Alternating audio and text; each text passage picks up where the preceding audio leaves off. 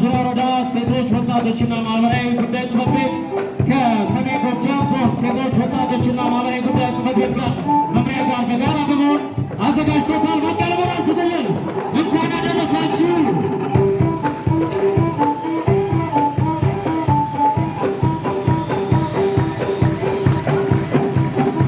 እንኳን አደረሳችሁ።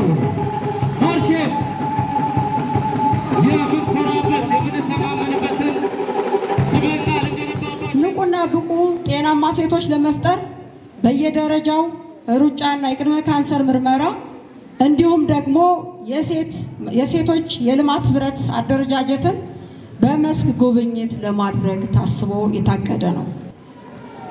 በሴቶች ተሰርተው የመጡ ድሎችን ማስቀጠልና የሴቶችን ተሳትፎ ተጠቃሚነት ላይ ያሉ ማነቆዎችን በመፍታት ቀጣይ የዞናችን ሴቶች ብልጽግና ለማረጋገጥ ነው።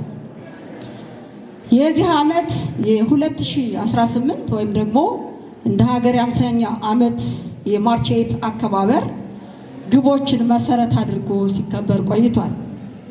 ግብ 1 ሴቶች የልማት ህብረት የሰሩትንና በፕሮጀክት የተሰራውን ተግባራት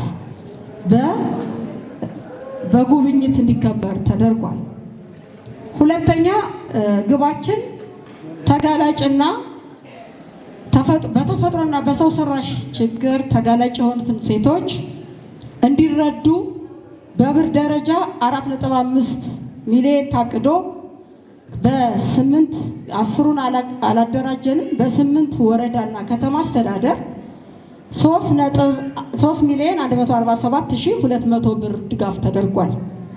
ከተለያዩ አካላት ጋራ ድጋፍ እንዲደረግላቸውና ራሳቸውን እንዲችሉ የማመቻቸት ስራ ተሰርቷል። ግብ 3 ሴቶች ያመረቱትን ምርት በሀገር ውስጥም ሆነ ከሀገር ውጭ እውቅና እንዲያገኙ ማድረግ። ይሄ ደግሞ በዱር ቤቴ ከተማ ሴቶች የሚሰሩትን ተግባራት መሰረት ተደርጎ ባዛር ተካሂዷል። ግብ 4 የሴቶች የልማት ህብረት አደረጃጀት በማጠናከርና የሴቶችን ቁጠባ ባህል ማጠናከር 5864 ሴቶች እንዲቆጥቡ ታቅዶ 6716 ከ100% በላይ ቁጠባ ተቆጥቧል። በብር ደረጃ ስናየው 2,004,362 ብር ተቆጥቧል። ግብ 5 ዓለም አቀፍ ኩነት ምክንያት በማድረግ ሴቶች በኢኮኖሚ፣ በማህበራዊ፣ በፖለቲካው ተጠቃሚ እንዲሆኑ ለማድረግ የግንዛቤ ስራ ሲሰራ ቆይቷል።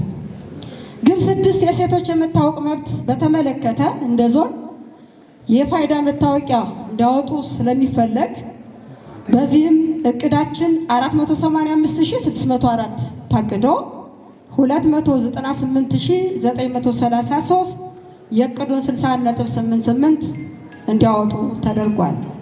ግብ 7 ንቁና ብቁ ጤናማ ሴቶች ለመፍጠር በየደረጃው ሩጫ እንዲካሄድ ይደረጋል። አሁን ጊዜው ካልመሸ ከዚህም ቲሸርቱን መሰረት ተደርጎ ቲሸርቱ የታተመበት ሩጫ ይካሄዳል። ግብ 8 የሴቶች የማህፀን ጫፍ ካንሰር ችግር ዙሪያ ግንዛቤ እንዲያገኙ ማድረግ፣ ግንዛቤ ካገኙ በኋላ እንዲመረመሩ ማድረግ ነው። ይሄ ደግሞ የማህፀን ጫፍ ካንሰር እና የጡት ካንሰር ከኤችአይቪ በላይ ከወባ በላይ ወረርሽኝ ከሚባሉት በሽታዎች በላይ ገዳይ በሽታ ነው።